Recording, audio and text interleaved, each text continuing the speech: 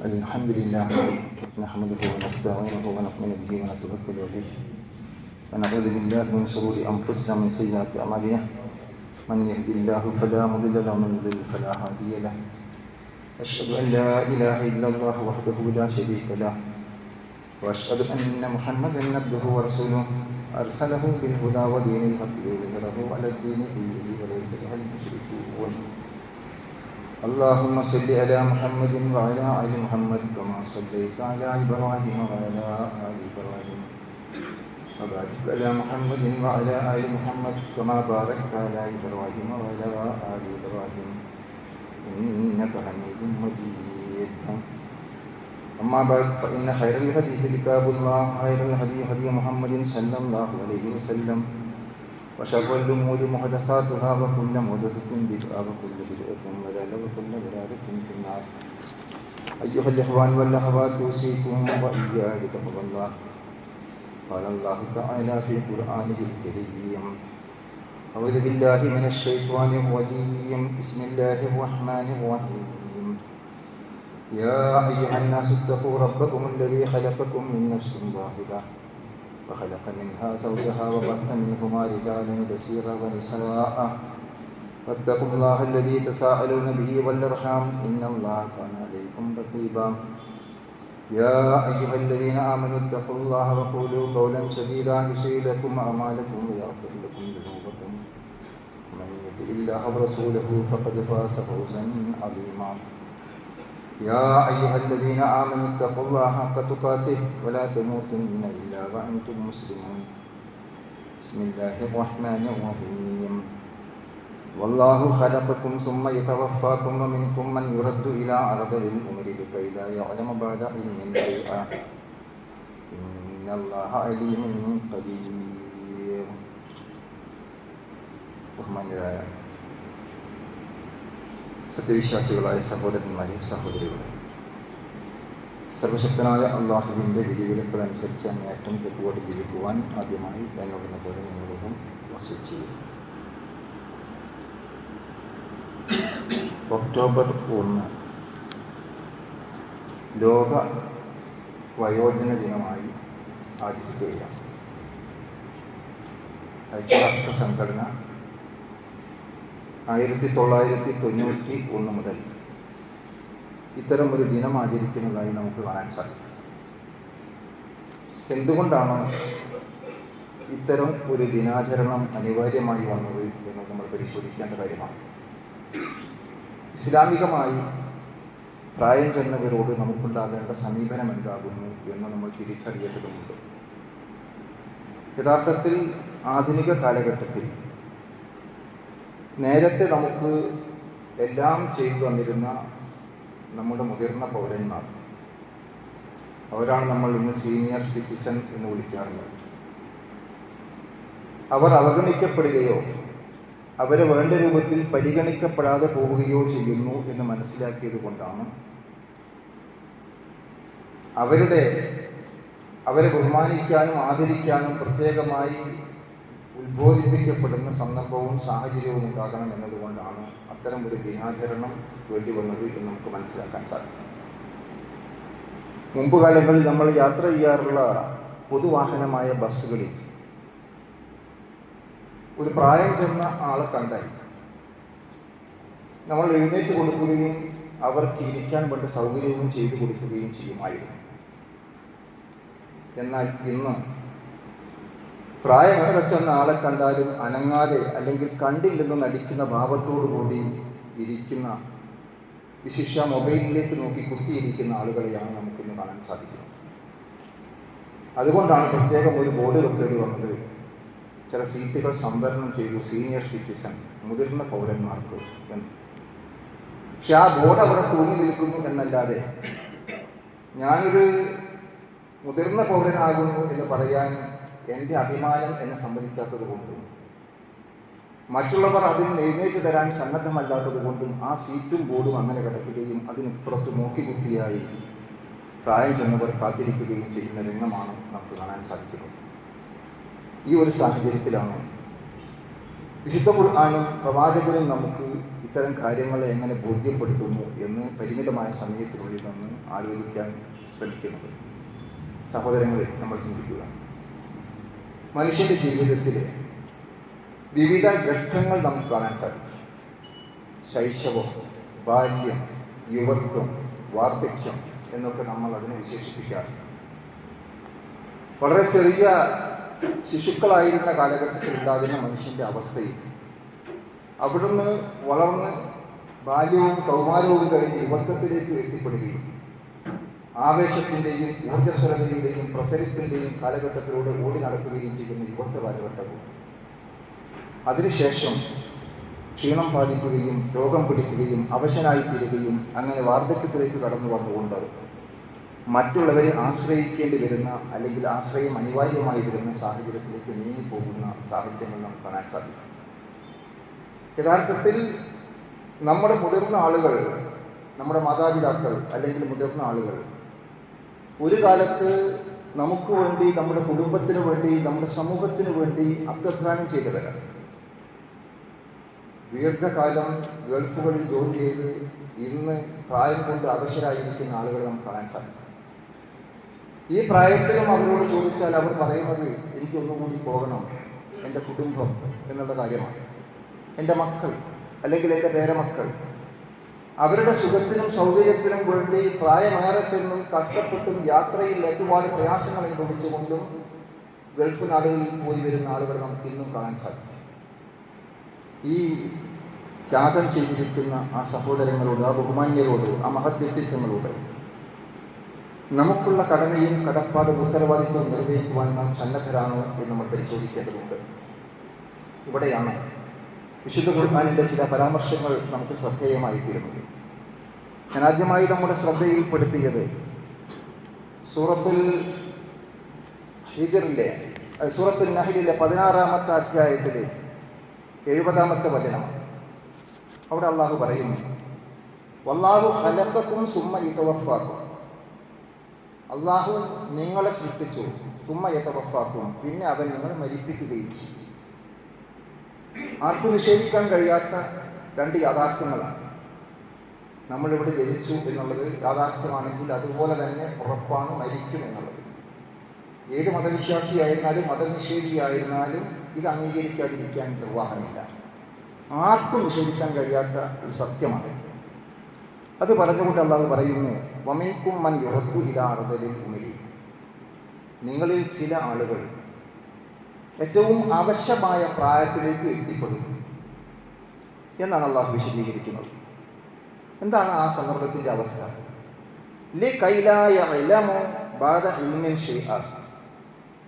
നിങ്ങൾക്ക് നേരത്തെ ഒരുപാട് അറിവുണ്ടായിരുന്നു, കഴിവുണ്ടായിരുന്നു.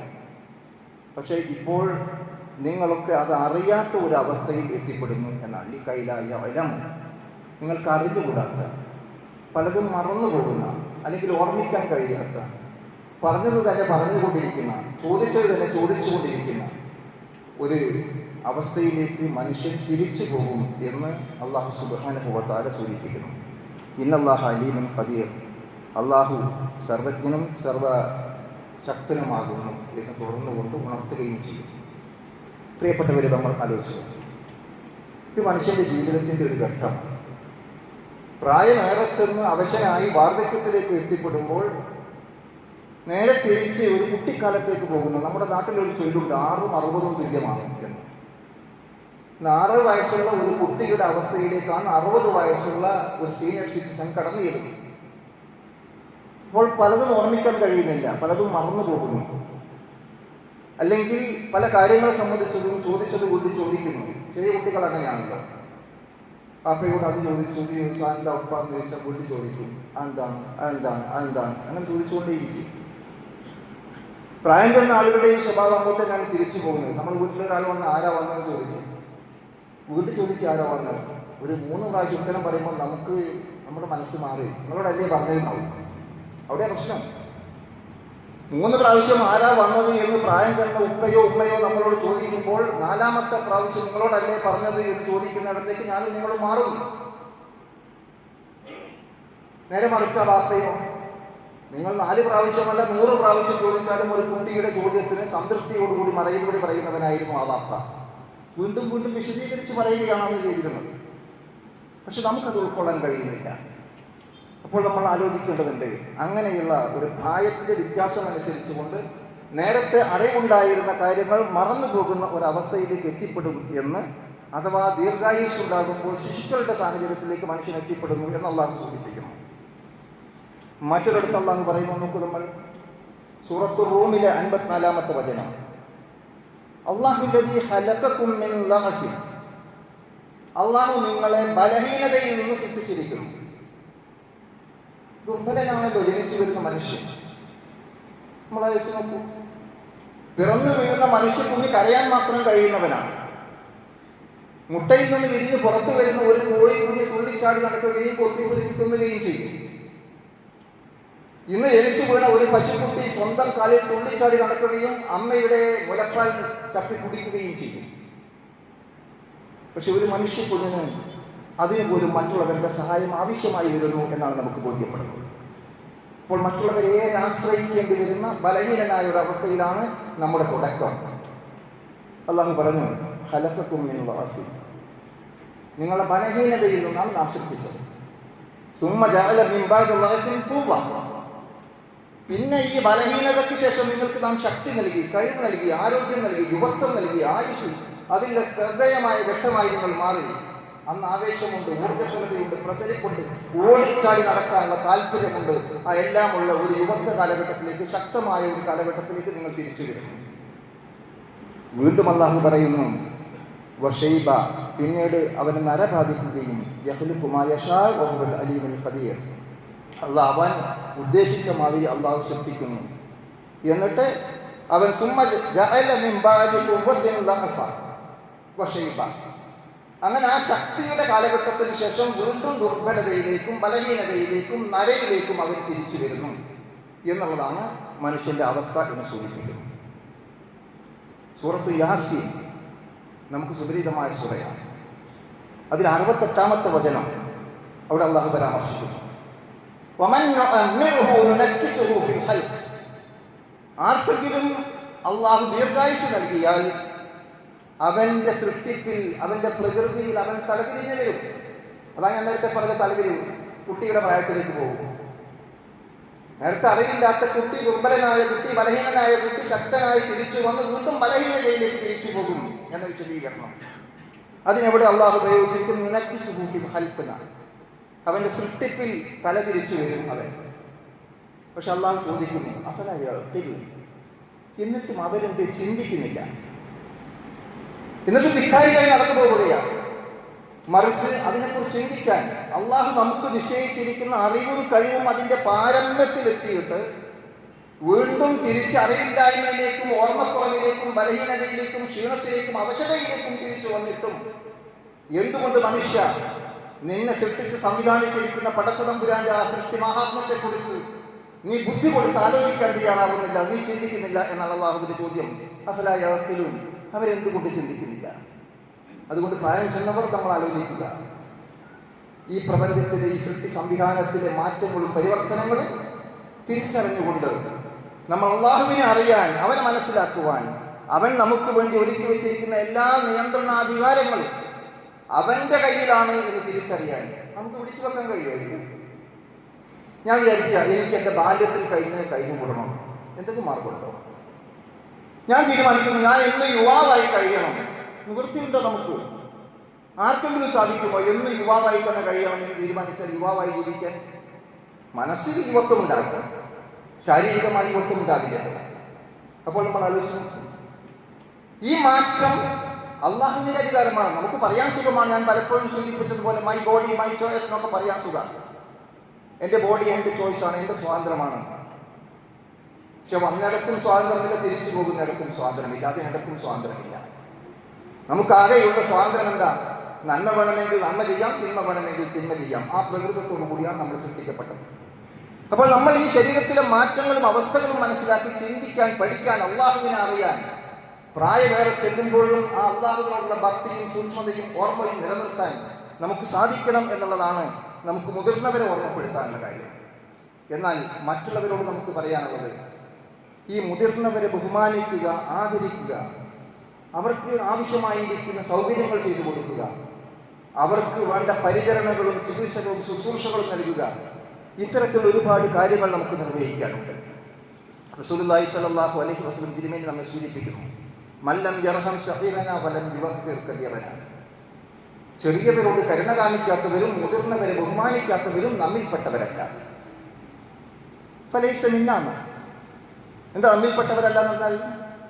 മുസ്ലിം സൊസൈറ്റിയിൽപ്പെട്ടവരല്ല എന്ന് പറഞ്ഞാൽ ഇസ്ലാമിന്റെ പുറത്താണ്. ആലോചിച്ചു, നമ്മൾ ഇളയവരോട് കരുണ കാണിക്കാത്തവരും മുതിർന്നവരെ ബഹുമാനിക്കാത്തവരും നമ്മിൽപ്പെട്ടവരല്ല എന്നാണ് റസൂലുള്ളാഹി സ്വല്ലല്ലാഹു അലൈഹി വസല്ലം തിരുമേനി വിശദീകരിക്കുന്നത്. മറ്റൊരു സന്ദർഭത്തിൽ പ്രവാചകൻ പറഞ്ഞു, റഹിമ അൻഫുൻ റഹിമ അൻഫുൻ റഹിമ അൻഫും റഹിമ അൻഫുൻ. അവൻ നശിക്കട്ടെ നശിക്കട്ടെ നശിക്കട്ടെ എന്ന് ആവർത്തിച്ചു പറഞ്ഞു.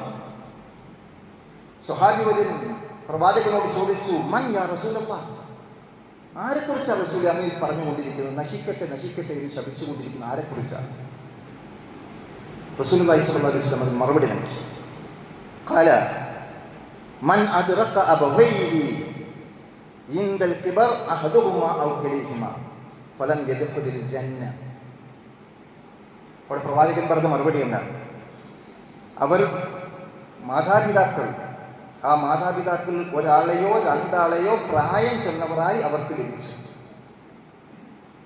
എന്നിട്ട് സ്വർഗത്തിൽ പ്രവേശിക്കാത്തവനാണ് ഞാൻ നശിക്കട്ടെ എന്ന് പറഞ്ഞിരിക്കുന്നത് എന്നാണ് റസൂലുള്ളാഹി വിശദീകരിക്കുന്നത്.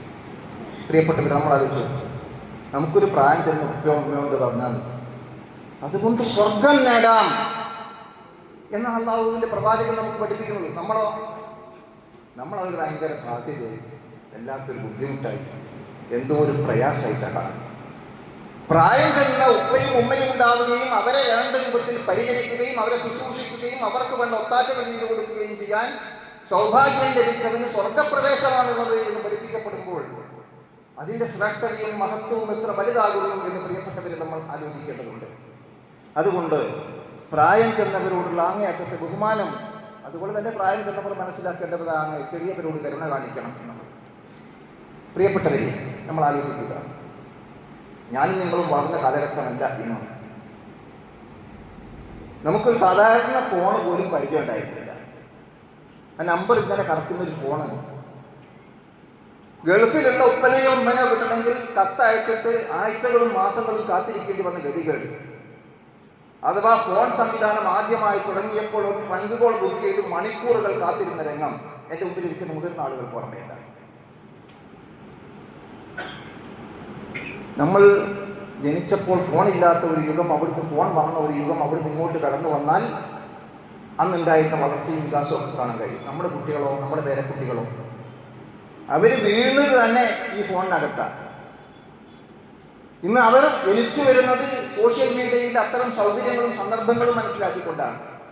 എനിക്ക് നിങ്ങൾക്കും അറിയാത്ത പല കാര്യങ്ങളും ഇതിനകത്ത് കണ്ടെത്താനും പരിശോധിക്കാനും അയക്കാനും എല്ലാം കഴിയുന്നവരാണ് നമ്മുടെ LKGയിൽ പഠിക്കുന്ന കുഞ്ഞുമക്കളും പേരക്കുട്ടികളും. നമ്മൾ മനസ്സിലാക്കിയിട്ടുണ്ട്. അപ്പോൾ നമ്മൾ എന്ത് വേണം? നമ്മൾ ആ പഴയ പാരമ്പര്യവും പറഞ്ഞിരുന്നിട്ട് കാര്യമില്ല. ഇന്നത്തെ തലമുറയെ മനസ്സിലാക്കി, അവരുടെ പ്രത്യേകതകൾ മനസ്സിലാക്കി, അവരുടെ സാഹചര്യങ്ങൾ മനസ്സിലാക്കി അവരോട് ഇടപഴകാനും പെരുമാറാനും നമുക്ക് സാധിക്കണം. അത് ഇതിൻ്റെ മറ്റൊരു വശമാണ്. ഇപ്പോൾ എൻ്റെ വിഷയമല്ലാത്തതുകൊണ്ട് ഞാൻ മാറ്റിവെക്കുന്നു. അത് വേറൊരു വശമാണ്. അതാണ് ആ പ്രവാചകൻ ഇവിടെ പറഞ്ഞു, മല്ലം യർഹം സഗീറനാൻ, ചെറിയവരോട് കരുണ കാണിക്കാത്തവർ എന്ന് പറഞ്ഞിരിക്കുന്നു. അത് വേറൊരു വശമാണ്. മുതിർന്ന് അങ്ങോട്ട് നമ്മൾ ചർച്ച ചെയ്യുന്നത് വയോജനങ്ങളോടുള്ള ബാധ്യതകളാണ്. ആ നിലക്ക് നമ്മൾ പരിശോധിക്കുമ്പോൾ അവർക്ക് ഏറ്റവും അധികം ആവശ്യമുള്ളത് നമ്മുടെ സാമീപ്യമാണ്.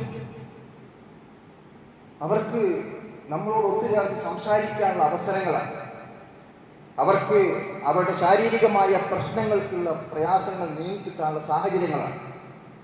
നമ്മൾ ആലോചിച്ച് നോക്കിയാൽ അവരോട് ഏറ്റവും അധികം അംഗീകാരവും പരിഗണനയും ആവശ്യമായിട്ടുള്ള സന്ദർഭമാണ്. നമ്മൾ ആലോചിച്ച് നോക്കും, പലപ്പോഴും നമ്മുടെ വീടിൻ്റെ അകത്തളങ്ങളിൽ പ്രായം ചെന്ന ഉപ്പയും ഉമ്മയും അല്ലെങ്കിൽ മുതിർന്ന പൗരന്മാർ അവഗണിക്കപ്പെടുന്നുണ്ടോ? അവരെ പരിഗണിക്കാതെ പോകുന്നുണ്ടോ? അവരെ വേണ്ട രൂപത്തിൽ അംഗീകരിക്കാതെ പോകുന്നുണ്ടോ എന്ന് നമ്മൾ പരിശോധിക്കുക. ഒരുപക്ഷേ നമ്മൾ വിചാരിക്കും അവർക്ക് എന്താണ് ഇതിൽ പങ്ക് എന്നൊക്കെ.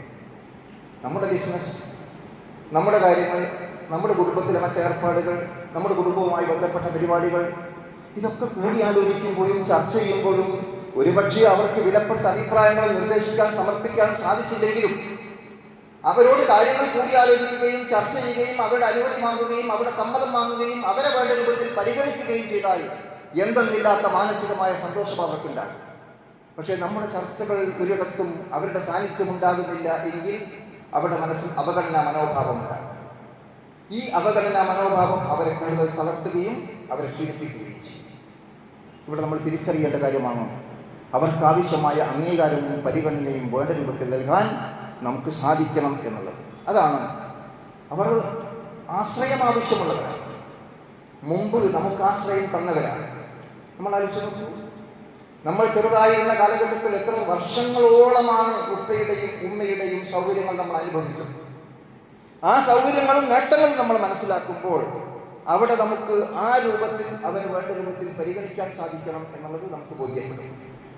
പ്രവാചകൻ സല്ലല്ലാഹു അലൈഹി വസല്ലം തിരുമേനി പറഞ്ഞു, ഖാല നബി സല്ലല്ലാഹു അലൈഹി വസല്ലം മൻ ഖാല ഉംറുഹു വഹുസ്ന അമലുഹു, ഒരാളെ സംബന്ധിച്ചിടത്തോളം അയാൾക്ക് ദീർഘായുസ് ഉണ്ടാവുകയും അതോടൊപ്പം അയാൾ നല്ല കാര്യങ്ങൾ പ്രവർത്തിക്കുകയും ചെയ്താൽ അയാളാണ് ഉത്തമമായ മനുഷ്യൻ എന്നാണ്.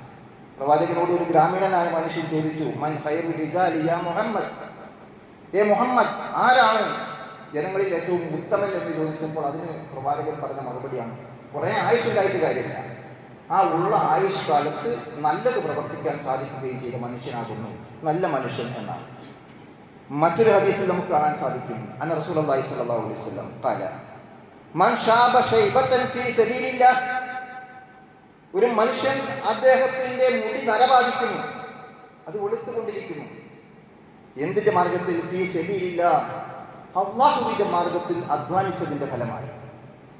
അള്ളാഹുവിന്റെ മാർഗത്തിൽ പണിയെടുത്തുകൊണ്ട് പള്ളിക്ക് വേണ്ടി, ദഅവത്തിന് വേണ്ടി, മറ്റു കാര്യങ്ങൾക്ക് വേണ്ടി, സമൂഹ നന്മയ്ക്ക് വേണ്ടി, തന്റെ കുടുംബത്തിന്റെ ഗുണങ്ങൾക്ക് വേണ്ടി, അങ്ങനെയുള്ള ദൈവികമായ മാർഗത്തിൽ അള്ളാഹു നമുക്ക് അംഗീകരിച്ചിരിക്കുന്ന ശരിയായ പാതയിൽ നമ്മൾ അധ്വാനിക്കുകയും കഷ്ടപ്പെടുകയും ത്യാഗം ചെയ്യുകയും പരിശ്രമിക്കുകയും ചെയ്തുകൊണ്ട് നമ്മുടെ മുടിയിൽ നര ബാധിച്ചുകൊണ്ടിരിക്കുമ്പോൾ ആ നരയിലൂടെ നമുക്കുണ്ടായിത്തീരുന്ന നേട്ടം പ്രവാചകൻ നമുക്ക് വിശദീകരിച്ചിരുന്നു. കാനത്ത് ലഹു നൂറൻ യൗമൽ ഖിയാമ, അത് പരലോകത്ത് ഖിയാമത്ത് നാളിൽ പ്രശോഭിതമായിരിക്കും എന്നാണ്. ആ നര നാളെ പരലോകത്ത് പ്രശോഭിക്കുന്ന പ്രകാശം പരത്തുന്ന നരയായിരിക്കും.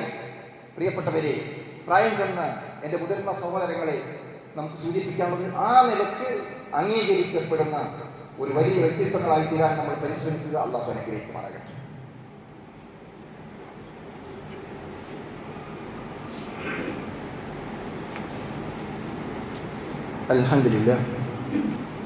അൽഹംദുലില്ലാഹി റബ്ബിൽ ആലമീൻ വസ്സലാത്തു വസ്സലാമു അലാ റസൂലിൽ അമീൻ വഅലാ ആലിഹി വസഹ്ബിഹി അജ്മഈൻ. അമ്മാ ബഅദ്. അയ്യുഹൽ ഇഖ്വാൻ വൽ അഖ്വാത്ത് ഉസീകും വഇയ്യാകും ബിത്തഖ്വല്ലാഹ്. قال الله تعالى في قرآنه الكريم أعوذ بالله من الشيطان الرجيم بسم الله الرحمن الرحيم فقضى ربك ألا تعبدوا إلا إياه وبالوالدين إحسانا إما يبلغن عندك الكبر أحدهما أو كلاهما فلا تقل لهما أف ولا تنهرهما وقل لهما قولا كريما واخفض لهما جناح الذل من الرحمة وقل رب ارحمهما كما ربياني صغيرا. ബഹുമാന്യരായ സഹോദരന്മാരെ, സഹോദരികളെ, സർവശക്തനായ അള്ളാഹുവിൻ്റെ വിധിവിലക്കലനുസരിച്ച് അങ്ങേറ്റൻ്റെ കൂടെ ജീവിക്കുവാൻ ഒന്നുകൂടി എന്നെയും നിങ്ങളെയും വസിച്ച് ചെയ്യും. നാം പറഞ്ഞു വന്നത്, വയോജന ദിനം ആചരിക്കുന്ന ഈ സന്ദർഭത്തിൽ മുതിർന്ന പൗരന്മാരോട് നമുക്കുള്ള കടമകളും അതോടൊപ്പം മുതിർന്ന പൗരന്മാരുടെ ഉത്തരവാദിത്വങ്ങളുമാണ് സൂചിപ്പിച്ചത്. ഇത് ഏറ്റവും ശ്രദ്ധേയമായി അള്ളാഹു നമ്മുടെ മുമ്പിൽ സമർപ്പിക്കുന്നത് പ്രായം ചെന്ന മാതാപിതാക്കളുള്ള ആദരവിനെ കുറിച്ചാണ്. നമ്മൾ പലപ്പോഴും മനസ്സിലാക്കിയ ആയത്താണ്, ഞാൻ കൂടുതൽ വിശദീകരിക്കുന്നില്ല. വഖദാ റബ്ബുക, നിന്റെ റബ്ബ് വിധിച്ചിരിക്കുന്നു. ഖാദി എന്ന് പറഞ്ഞാൽ നമുക്കറിയാം, ജഡ്ജ്, വിധികർത്താവ്. യഥാർത്ഥ സാക്ഷാൽ വിധികർത്താവായ അള്ളാഹുവിൻ്റെ വിധിയാണിത്. ആ പ്രയോഗം നമ്മൾ മനസ്സിലാക്കണം, തള്ളാൻ കഴിയില്ല. ഇവിടെ ഒരു വിധി വന്നാൽ മേൽക്കോടതിയിൽ പോകാം, പിന്നെ സുപ്രീം കോടതിയിൽ പോകാം, പിന്നെ വേറെ എന്തെങ്കിലും മാർഗങ്ങളുണ്ടോ എന്ന് അന്വേഷിക്കാം, അവസാനം രാഷ്ട്രപതിക്ക് അപേക്ഷ കൊടുക്കാം. ഇത് അള്ളാഹുവിൻ്റെ വിധിയാണ്. നമുക്കിനി അപ്പീൽ കൊടുക്കാൻ വേറെ ഇടയില്ല. വഖദാ റബ്ബുക, നിന്റെ റബ്ബ് വിധിച്ചിരിക്കുന്നു. എന്താ റബ്ബിൻ്റെ വിധി? അല്ലാ തഅബുദൂല്ല ഇയ്യാഹ്, അവനെ അല്ലാതെ മറ്റാരെയും ആരാധിക്കാൻ പാടില്ല. അതാണ് ഒന്നാമത്തെ ബാധ്യത. പിന്നെ പറഞ്ഞു വബിൽ വാലിദൈനി ഇഹ്സാന, മാതാപിതാക്കൾക്ക് നന്മ ചെയ്യണം. അള്ളാഹുവിനെ മാത്രമേ ആരാധിക്കാൻ പാടുള്ളൂ എന്ന് പറഞ്ഞ ഉടനെ പറയുന്നു മാതാപിതാക്കൾക്ക് നന്മ ചെയ്യണം. ഇഹ്സാന എന്ന് പറഞ്ഞാൽ ഏറ്റവും നന്നാക്കുക. ഇഹ്സാനെ കുറിച്ച് പ്രവാചകനോട് ചോദിച്ചപ്പോൾ അദ്ദേഹം പറഞ്ഞു കൊടുത്തിരിക്കുന്ന മറുപടി, നീ അള്ളാഹുവിനെ കാണുന്നില്ലെങ്കിലും അവൻ നിന്നെ കണ്ടുകൊണ്ടിരിക്കുന്നു എന്നതുപോലെ അവനെ ആരാധിക്കുകയാകുന്നു എന്നാണ്. എന്ന് പറഞ്ഞാൽ അർത്ഥം എന്താണ്? നമ്മൾ ചെയ്യുന്ന കാര്യങ്ങളും നമ്മൾ ആലോചിക്കുന്ന കാര്യങ്ങളും നമ്മൾ പറയുന്നതും നമ്മൾ മനസ്സിൽ വിചാരിക്കുന്നതും ഒക്കെ ആരറിയും? പഠിച്ചവനറിയുന്നു. ആ ബോധത്തോടു കൂടി ആയിരിക്കണം നമ്മൾ മാതാപിതാക്കൾക്ക് നന്മ ചെയ്യേണ്ടത്.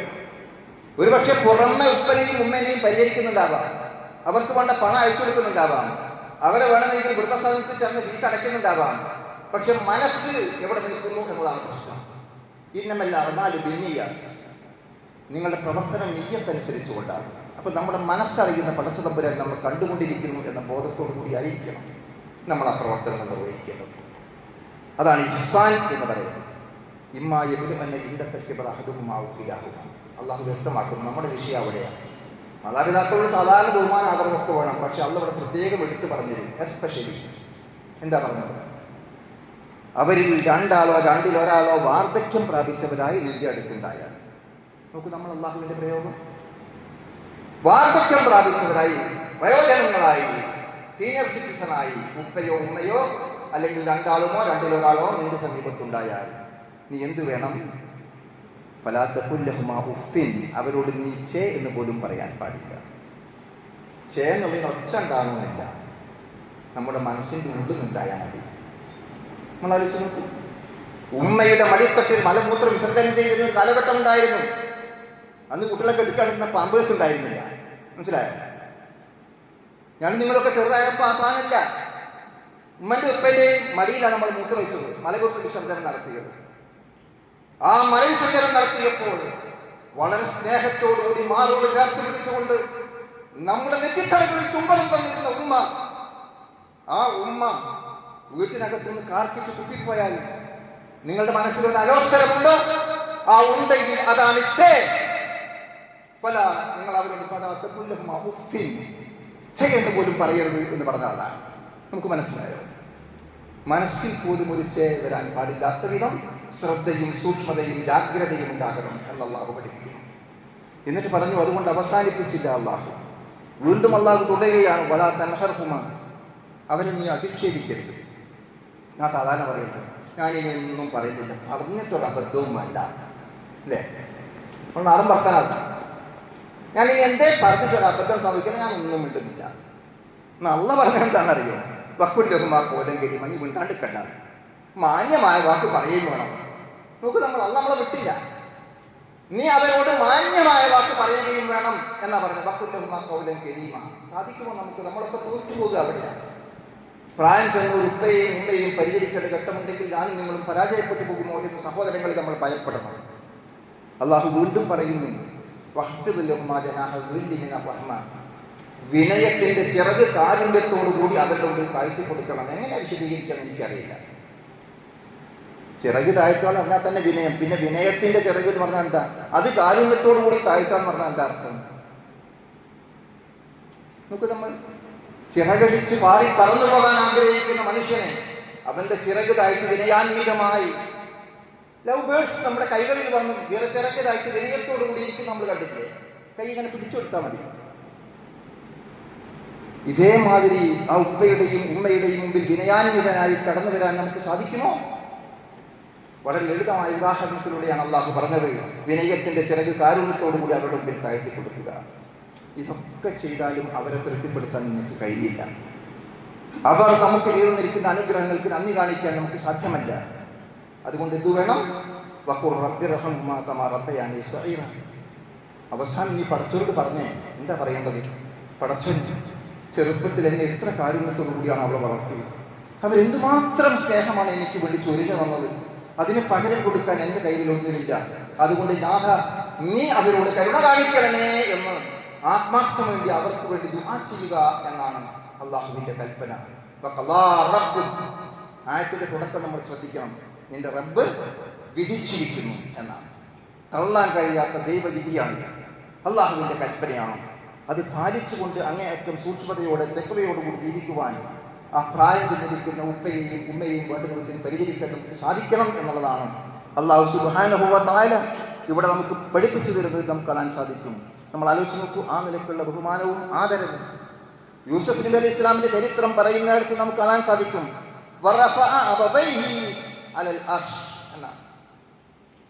ബാപ്പയും ആ സഹോദരങ്ങളൊക്കെ തിരിച്ചു വന്ന ആ സന്ദർഭത്തിൽ തന്റെ മാതാപിതാക്കളെ രാജപീഠത്തിലിരുത്തി ബഹുമാനിച്ചു യൂസുഫ് നബി അലൈഹി ഇസ്ലാം. ആ ചരിത്രം ഇന്ന് നമുക്ക് മനസ്സിലാവും. അത്ര വലിയ ബഹുമാനവും ആദരവുമാണ് യൂസുഫ് നബി അലൈഹി ഇസ്ലാം തന്റെ മാതാപിതാക്കൾക്ക് നൽകിയത്. സഹോദരങ്ങളെ, ആ നിലക്ക് എത്തിപ്പെടാൻ നമ്മൾ പരിശ്രമിക്കുക, നമ്മൾ അധ്വാനിക്കുക. നമ്മിൽ വന്ന് വീഴ്ചകൾ അല്ലാഹു പുറത്തേരുമാറാകട്ടെ.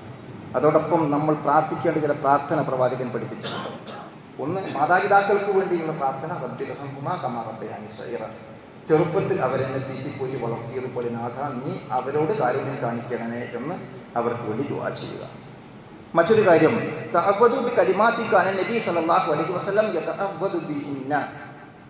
പ്രവാചകൻ ശരണം തേടാറുള്ള ചില കാര്യങ്ങൾ എണ്ണി പറഞ്ഞുകൊണ്ട് പറഞ്ഞു, അല്ലാഹുമ്മ ഇന്നി അഊദു ബിക മിനൽ ജുബ്ൻ, ഭീരുത്വത്തിൽ നിന്നും, വഅഊദു ബിക മിനൽ ബുഖൽ, പിശുക്കിൽ നിന്നുമൊക്കെ ഞാൻ നിന്നോട് രക്ഷ തേടുന്നു എന്ന് പറഞ്ഞിട്ട് പ്രവാചകൻ പ്രാർത്ഥിക്കുന്നു. വഅഊദു ബിക മിൻ അൻ അറദ്ദ ഇലാ അർദലിൽ ഉമരി, അവശമായ പ്രായത്തിലേക്ക് എത്തിപ്പെടുന്നതിൽ നിന്നും ഞാൻ നിന്നോട് ശരണം തേടുന്നു. വളരെ കഷ്ടപ്പെട്ട് പ്രയാസപ്പെട്ട് കിടക്കേണ്ട ഒരു അവസ്ഥയിൽ എത്തിപ്പെടാതിരിക്കാനും നമ്മൾ അള്ളാഹുവിനോട് പ്രാർത്ഥിക്കുക എന്ന് നമുക്ക് മനസ്സിലാക്കാൻ സാധിക്കും. അതുകൊണ്ട് നമ്മൾ അത്തരം കാര്യങ്ങൾ ശ്രദ്ധിച്ചുകൊണ്ടും പരസ്പരം കടമകളും കടപ്പാടുകളും ഉത്തരവാദിത്തങ്ങളും നിർവഹിച്ചുകൊണ്ട് ജീവിക്കുക. അള്ളാഹു നമ്മെ അനുഗ്രഹിക്കുമാറാകട്ടെ. ഇന്ന് നമ്മുടെ ശ്രദ്ധയിലേക്ക് വരുന്ന 2-3 കാര്യങ്ങൾ. ഒന്ന്, സൗദിയിലെ ഗ്രാൻഡ് മുഫ്തിയായിരുന്ന പണ്ഡിത ശ്രേഷ്ഠൻ, വളരെ ദീർഘകാലം അറഫയിൽ പ്രഭാഷണം നടത്തിയിരുന്ന ഷെയ്ഖ് അബ്ദുൽ അസീസ് അബ്ദുള്ള അൽ ഷെയ്ഖ് കഴിഞ്ഞ ദിവസം മരണപ്പെട്ട വിവരം നമ്മളൊക്കെ അറിഞ്ഞിരിക്കും. മഹാനായ പണ്ഡിതനായിരുന്നു. പല മതവിധികളിലും ശ്രദ്ധേയമായ വിധി പ്രഖ്യാപിക്കാൻ കഴിവുള്ള ആളായിരുന്നു. പ്രമാണങ്ങളുടെ അടിസ്ഥാനത്തിൽ കൃത്യമായി കാര്യങ്ങൾ ബോധ്യപ്പെടുത്തിയ ആളായിരുന്നു. അള്ളാഹു അദ്ദേഹത്തിന് മഗ്ഫിറത്തും റഹ്മത്തും നൽകി അനുഗ്രഹിക്കുമാറാകട്ടെ. വടകരയിൽ നമ്മുടെ പ്രസ്ഥാനത്തിൻ്റെ ആദ്യകാലം നേതൃത്വം നൽകിയിരുന്ന KNM സംസ്ഥാന കൗൺസിലറും ജില്ലാ പ്രസിഡന്റ് സെക്രട്ടറി സ്ഥാനങ്ങളുമൊക്കെ അലങ്കരിച്ചിരുന്ന സി മഹമ്മൂദ് സാഹിബ് ഇന്ന് രാവിലെ നമ്മളോട് യാത്ര ചോദിച്ചു. ഇന്ന് വൈകുന്നേരം 5:15 വടകര മസ്ജിദുൽ മുജാഹിദിലാണ് അദ്ദേഹത്തിൻ്റെ ജനാസ നമസ്കാരം നടക്കുന്നത്. അദ്ദേഹം ഒരുപാട് ഈ പ്രസ്ഥാനത്തിന് വേണ്ടി ആ പ്രദേശത്തും അതുപോലെ തന്നെ നമ്മുടെ ജില്ലയിലുമൊക്കെ ത്യാഗം ചെയ്ത മനുഷ്യനാണ്. അള്ളാഹു അദ്ദേഹത്തിനും മഗ്ഫിറത്തും റഹ്മത്തും നൽകി അനുഗ്രഹിക്കുമാറാകട്ടെ. KNM ട്രഷററായിരുന്ന M അബൂബക്കർ ഹാജി പുതിയങ്ങാടിയുടെ സഹോദരി മരണപ്പെട്ട് ദുആ ചെയ്യാൻ വേണ്ടി പ്രത്യേകം ആവശ്യപ്പെട്ടിട്ടുണ്ട്. അവർക്കും അള്ളാഹു മഗ്ഫിറത്ത് നൽകുമാറാകട്ടെ.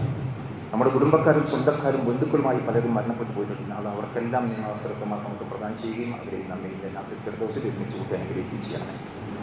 നമ്മുടെ പള്ളിയിൽ സാധാരണ വരാറുള്ള ഒരു സഹോദരൻ രോഗം കാരണം ഇപ്പോൾ വീട്ടിൽ വിശ്രമത്തിലാണ്.